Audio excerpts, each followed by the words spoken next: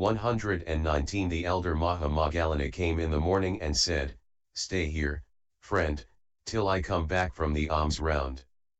Then he went into the village. Those people met him. They took his bowl, filled it with the stipulated kind of rice gruel, and gave it back to him. The elder made as though to go, but they said, "Eat, venerable sir, we shall give you more." When the elder had eaten, they gave him another bowlful. The elder left. Bringing the alms food to the venerable Sariputta, he said, "Here, friend Sariputta, eat." When the elder saw it, he thought, "The gruel is very nice. How was it got?"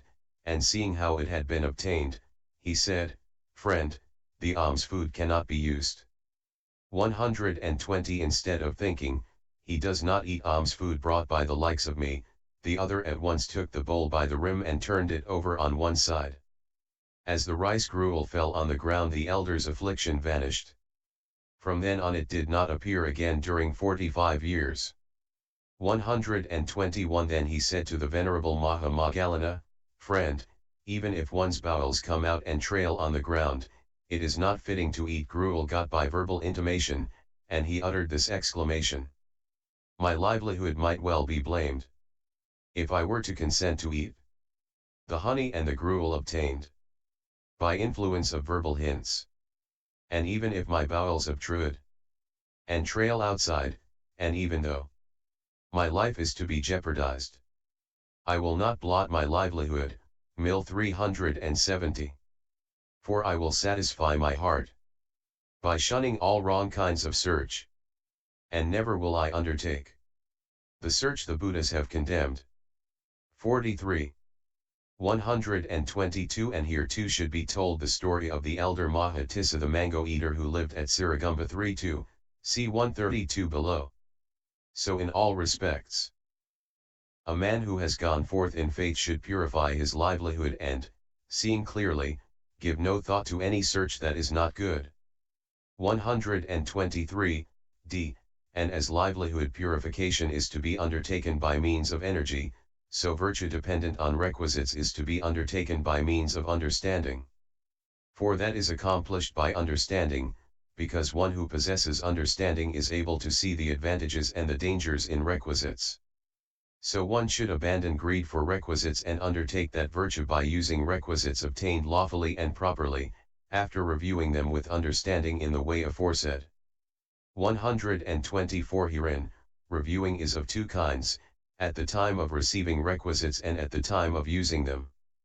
For use, paribhaga, is blameless in one who at the time of receiving robes, etc., reviews them either as mere elements or as repulsive 33 and puts them aside for later use, and in one who reviews them thus at the time of using them. 125 Here is an explanation to settle the matter. There are four kinds of use: use as theft 34, use as a debt, use as an inheritance, use as a master. Herein, use by one who is unvirtuous and makes use of requisites, even sitting in the midst of the community, is called use as theft. Use without reviewing by one who is virtuous is use as a debt, therefore the robe should be reviewed every time it is used, and the alms food lump by lump. One who cannot do this should review it before the meal, after the meal, in the first watch, in the middle watch, and in the last watch. If dawn breaks on him without his having reviewed it, he finds himself in the position of one who has used it as a debt. Also the resting place should be reviewed each time it is used. Recourse to mindfulness both in the accepting and the use of medicine is proper, but while this is so, though there is an offense for one who uses it without mindfulness after mindful acceptance, there is no offense for one who is mindful in using after accepting without mindfulness.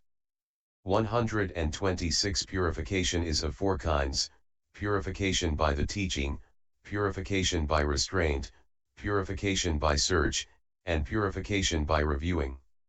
Herein, virtue of the Patimokkha restraint is called purification by the teaching, 44 For that is so called because it purifies by means of teaching.